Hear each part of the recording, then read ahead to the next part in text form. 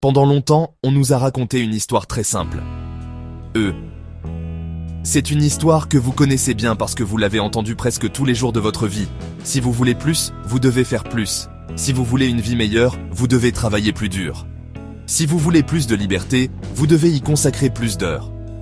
Cette idée est présentée comme une loi de la nature, une vérité indéniable. C'est la promesse que vos efforts seront finalement récompensés par la liberté que vous désirez. La liberté de choisir, la liberté de vous reposer, la liberté de vivre selon vos propres termes. Cette croyance est profondément ancrée dans notre culture. Nous la voyons dans les films, nous l'entendons de nos parents. Elle est renforcée par nos patrons. Le message est constant. Votre sacrifice actuel est un investissement dans votre future libération. Alors, vous travaillez de plus longues journées. Vous prenez des projets supplémentaires. Vous répondez aux emails tard dans la nuit. Vous sacrifiez peut-être même vos week-ends. Vous construisez quelque chose, brique par brique. Vous gravissez une échelle, échelon par échelon. Chaque effort ressemble à un progrès vers une destination où vous serez enfin en contrôle. Mais, et si cette histoire n'était pas aussi simple qu'il y paraît? Et si le chemin sur lequel vous êtes ne menait pas là où vous le pensez? Avez-vous déjà arrêté de vous poser la question? Avez-vous déjà ressenti un doute silencieux? Vous voyez votre compte en banque augmenter. Peut-être obtenez-vous une promotion. Mais votre vie vous semble-t-elle plus libre? Vous sentez-vous plus en contrôle de votre temps, de votre énergie et de votre attention? Ou avez-vous l'impression que la ligne d'arrivée ne cesse de s'éloigner, toujours hors de portée? Il ne s'agit pas de juger vos choix ou votre travail acharné. Il s'agit de jeter un regard calme et honnête sur l'équation que nous avons tous acceptée sans trop de questions. Le but ici est simplement de faire une pause et de réfléchir ensemble. Explorons cette idée que travailler plus mène à plus de liberté. Regardons-la clairement, sans drame, et voyons si elle tient la route. Et si le mécanisme même que nous utilisons pour gagner en liberté était celui qui finit par nous l'enlever? Réfléchissons-y un instant. Et si travailler plus vous rendait en fait moins libre? Cette idée, cette équation selon laquelle plus de travail pèse plus de liberté n'est pas apparue de nulle part. Elle a une histoire. Elle est née d'une époque spécifique et pour un objectif précis. Pour la comprendre, nous devons remonter à la révolution industrielle. Avant cette ère, pour la plupart des gens, le travail était lié aux saisons et au soleil. On travaillait pour survivre, pour produire ce dont on avait besoin. Le concept d'augmenter sans fin ses heures de travail pour un gain futur abstrait ne faisait pas partie de la mentalité collective. Le travail avait des limites naturelles. C'était un moyen d'arriver à une fin, pas une fin en soi. Les usines ont tout changé. Soudain, le temps lui-même est devenu une marchandise. Il pouvait être mesuré, divisé et vendu. Après la tourmente des grandes guerres, ce modèle industriel a été dynamisé par une nouvelle promesse puissante, le rêve de l'ascension sociale. Dans le boom d'après-guerre, les économies étaient en pleine expansion. Il y avait un sentiment d'immense possibilité dans l'air. Pour la première fois, il semblait qu'une personne ordinaire, à force de travail acharné, pouvait atteindre un niveau de confort et de sécurité auparavant réservé à l'élite. C'était l'ère de l'homme d'entreprise, l'employé fidèle, qui consacrait toute sa carrière à une seule société. En échange de cette loyauté à vie, la sécurité lui était promise. L'accord était clair et semblait juste pour beaucoup. Vous donnez votre temps et votre dévouement à une entreprise, et l'entreprise prend soin de vous. Elle assure un salaire stable, une pension pour votre retraite, une voie claire pour l'avancement. Aujourd'hui, le paysage a changé, mais la croyance sous-jacente a persisté et même s'est intensifiée. La promesse d'un emploi à vie avec une pension a quasiment disparu. La stabilité de l'après-guerre a été remplacée par la volatilité de l'économie mondialisée et numérique. Pourtant, au lieu de remettre en question le mantra du « travailler plus », nous l'avons reconditionné. Nous lui avons donné un nouveau nom, la culture de l'effort acharné, ou hustle culture. L'employé modèle a disparu, remplacé par l'entrepreneur, le travailleur indépendant, le gig worker. Vous n'êtes plus seulement un employé, vous êtes le PDG de votre propre vie. Vous devriez travailler sur votre projet parallèle le soir et le week-end. Vous devriez constamment acquérir de nouvelles compétences, construire votre marque personnelle et développer votre réseau. Le sifflet de l'usine a été remplacé par le bourdonnement constant de votre téléphone. La pression ne vient plus seulement d'un patron, mais de l'intérieur. Nous avons intériorisé l'idée que notre valeur est liée à notre productivité. Nous nous sentons coupables de nous reposer. Mais elle est se raconter dans un monde où les récompenses sont moins certaines et les exigences sur notre temps et notre énergie sont infinies. Première partie, le cycle des attentes croissantes. Alors, vous décidez de faire un effort supplémentaire, Vous restez un peu plus tard, vous prenez un projet de plus, vous répondez aux emails le dimanche. Vous faites cela parce que vous croyez que c'est un investissement temporaire. Vous donnez un peu plus maintenant pour gagner plus de liberté plus tard. Au début, cette stratégie semble fonctionner. Votre patron remarque votre dévouement. Vos collègues vous considèrent comme fiable et engagé. Mais un mécanisme subtil se met en marche. Votre effort supplémentaire, il réinitialise la norme. Ce qui était autrefois considéré comme aller au-delà des attentes devient lentement la nouvelle norme. Votre patron, maintenant habitué à votre rendement plus élevé, commence à l'attendre. Cela crée un cycle auto-entretenu. Pour vous démarquer à nouveau, vous devez faire encore plus. La barre a été relevée, et c'est vous qui l'avez relevée.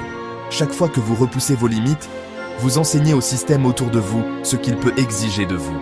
Vous vous enfoncez de plus en plus dans un trou, en croyant que vous montez une échelle.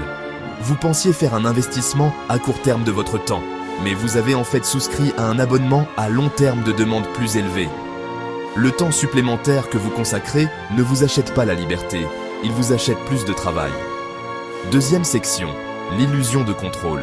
À mesure que vous investissez plus de temps et d'énergie, autre chose se produit, vous devenez plus indispensable. C'est vous qui connaissez l'historique du projet. C'est vous qui avez la relation avec le client difficile. C'est vous qui savez comment réparer le système en panne. Ce sentiment d'être essentiel peut être stimulant. Il vous donne un sentiment d'importance. Il vous donne un sentiment de contrôle. Cependant, ce sentiment de contrôle est souvent une illusion. En réalité, plus vous devenez indispensable, plus vous êtes lié à votre rôle. Parce que vous êtes le seul à pouvoir gérer certaines tâches, vous ne pouvez jamais vraiment vous déconnecter. Un jour de maladie est rempli de culpabilité. Et de l'anxiété de vérifier votre téléphone, juste au cas où quelque chose d'urgent surviendrait. Vous êtes piégé par l'importance même que vous avez cherché à créer. Vous vous êtes construit une cage. Et les barreaux sont faits de votre propre compétence. Mais partir devient de plus en plus difficile. Vous ressentez un sentiment de responsabilité envers votre équipe. Votre indispensabilité ne vous donne pas le contrôle sur le système, elle donne au système le contrôle sur vous. Vous travaillez plus pour prendre le contrôle de votre vie, mais vous vous retrouvez avec plus de responsabilités qui vous contrôlent. La poursuite du contrôle a conduit à une profonde perte d'autonomie. Troisième section, les coûts cachés du toujours plus. Le coût n'est pas seulement le temps passé à travailler, mais aussi l'énergie que vous n'avez plus pour le reste. Vous êtes physiquement là, mais votre esprit est toujours au bureau. Cette érosion se produit lentement. Vous commencez par sauter une séance d'entraînement, puis vous annulez des projets avec un ami. Vous arrêtez de lire des livres, ou de poursuivre des passe-temps qui vous apportaient autrefois de la joie. Votre vie commence à rétrécir. Le coût caché est aussi physique. Le stress prolongé, le manque de sommeil, les heures sédentaires passées devant un écran. Vous pourriez compter sur la caféine pour commencer votre journée, et sur l'alcool le soir, ou les somnifères pour la terminer. Votre santé est silencieusement échangée contre la productivité. Vous empruntez de l'énergie à votre futur moi. Vous avez les moyens financiers de partir en vacances, mais vous ne pouvez pas vous déconnecter mentalement. Vous courez de plus en plus vite sur un tapis roulant, seulement pour vous retrouver exactement au même endroit. La première chose qui s'effiloche, ce n'est pas votre emploi du temps, mais vous. Ça commence par une sensation persistante de fatigue, un brouillard qui ne se lève pas même après une nuit complète de sommeil. Vous pourriez remarquer une douleur sourde dans le dos, une tension dans les épaules qui ne semble jamais disparaître. Ce sont les premiers avertissements. Vous rejetez ces signes comme des effets secondaires normaux d'une vie bien remplie. Tout le monde est fatigué, vous vous dites. Mais la rébellion du corps ne s'arrête pas. Votre sommeil devient agité, interrompu par des pensées liées au travail. Votre système immunitaire s'affaiblit et vous attrapez tous les rhumes qui traînent. Ce déclin physique est le résultat direct de vivre dans un état de stress chronique. Cet état d'alerte maintenu inonde votre corps d'hormones de stress, comme le cortisol. Cela affecte votre mémoire, votre capacité à se concentrer, votre régulation émotionnelle. Vous devenez plus irritable, plus anxieux, moins résilient. Il ne s'agit pas seulement de se sentir fatigué. C'est un épuisement profond qui s'infiltre dans vos os. Vous êtes épuisé émotionnellement et mentalement. Le travail qui était censé construire votre avenir est maintenant en train de détruire activement votre présent. Alors que votre énergie diminue, vous vous accrochez à la promesse d'une liberté future. C'est après la fin de ce grand projet. C'est après avoir obtenu la prochaine promotion. C'est après avoir économisé une certaine somme d'argent. Mais avez-vous déjà remarqué que cet horizon ne semble jamais se rapprocher? Vous terminez le grand projet, et on vous en assigne immédiatement 2 de plus, encore plus grands. Vous obtenez la promotion, mais elle s'accompagne de plus de responsabilités, d'heures de travail plus longues. La ligne d'arrivée est constamment déplacée juste au moment où vous l'approchez. La liberté pour laquelle vous travaillez est un mirage, une belle illusion qui vous fait avancer, mais que vous ne pouvez jamais réellement toucher. Ce délai sans fin conduit à un sentiment silencieux de désillusion. Vous avez fait des sacrifices. Pourtant, la récompense promise reste perpétuellement hors de portée. Vous commencez à vous demander si vous êtes sur la bonne voie, mais vous avez l'impression d'avoir trop investi pour faire marche arrière maintenant. Le coût le plus subtil est l'érosion de votre propre identité. Lorsque votre vie est presque entièrement absorbée par le travail, votre titre de poste devient votre principal identifiant. Les autres parties de vous, l'artiste, l'ami, l'explorateur curieux, commencent à s'estomper à l'arrière-plan. Une conversation avec vos enfants, interrompue par une notification du travail. Vos amis arrêtent de vous inviter parce que vous dites toujours que vous êtes trop occupé. Vous devenez un fantôme dans votre propre vie. Un personnage périphérique dans les histoires des personnes qui vous sont le plus chères. Vous réussissez peut-être sur le papier. Vous gravissez les échelons. Mais vous vous sentez vide à l'intérieur. Vous vous regardez dans le miroir et vous reconnaissez à peine la personne fatiguée qui vous fixe. Vous êtes devenu une machine efficace et productive, mais vous avez oublié comment être un être humain. Le prix ultime de travailler plus n'est pas seulement la perte de votre liberté, mais la perte de vous-même. Redéfinir la liberté? Si travailler plus ne crée pas la liberté, alors qu'est-ce qui le fait? La première étape est de changer notre définition même de la liberté. Il s'agit moins de la somme d'argent sur votre compte bancaire que du contrôle que vous avez sur votre propre temps.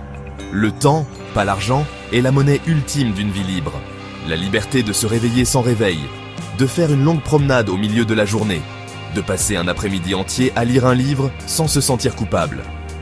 Au lieu de demander « Comment puis-je gagner plus d'argent ?», commencez à demander « Comment puis-je avoir plus de contrôle sur mon temps ?» Un emploi qui paie légèrement moins, mais offre un horaire flexible pourrait être un bien meilleur investissement dans votre liberté qu'un emploi très rémunérateur qui exige toutes vos heures d'éveil. Le but est de voir l'argent comme un outil pour racheter votre temps et non comme une fin en soi. La vraie richesse est d'avoir du temps libre. Ce sont les créneaux vides de votre calendrier qui n'appartiennent à personne d'autre qu'à vous. L'étape suivante consiste à construire activement des structures dans votre vie qui soutiennent ce contrôle. C'est ce que j'appelle bâtir l'architecture de l'autonomie. Une première étape simple mais puissante consiste à établir des heures de début et de fin claires pour votre journée de travail. Lorsque votre journée de travail est terminée, elle est terminée. Cela signifie désactiver les notifications de travail sur votre téléphone. Cela signifie ne pas consulter vos emails après une certaine heure. Un autre élément clé de cette architecture est de créer des systèmes qui réduisent votre indispensabilité. L'antidote est de documenter vos processus. L'antidote est de partager vos connaissances. En permettant à d'autres d'intervenir, vous vous permettez de vous éloigner. Cela vous permet de prendre de vraies vacances. En fin de compte, construire l'autonomie, c'est concevoir intentionnellement une vie où vous êtes celui qui contrôle l'interrupteur, marche, arrêt. Le chemin sera différent pour chacun, mais le principe est le même. N'acceptez pas simplement la structure de travail par défaut qui vous est offerte. Avoir du temps libre n'a aucun sens si vous n'avez pas l'énergie d'en profiter. Cela commence par protéger les fondamentaux. Priorisez votre sommeil. Bougez votre corps régulièrement. Faites attention à ce que vous mangez. Vous devez également protéger votre énergie mentale et émotionnelle. Limitez votre exposition à la négativité. Apprenez à identifier les activités et les personnes qui vous épuisent et celles qui vous ressourcent. Écoutez de la musique. Passez du temps dans la nature. Pratiquez un passe-temps.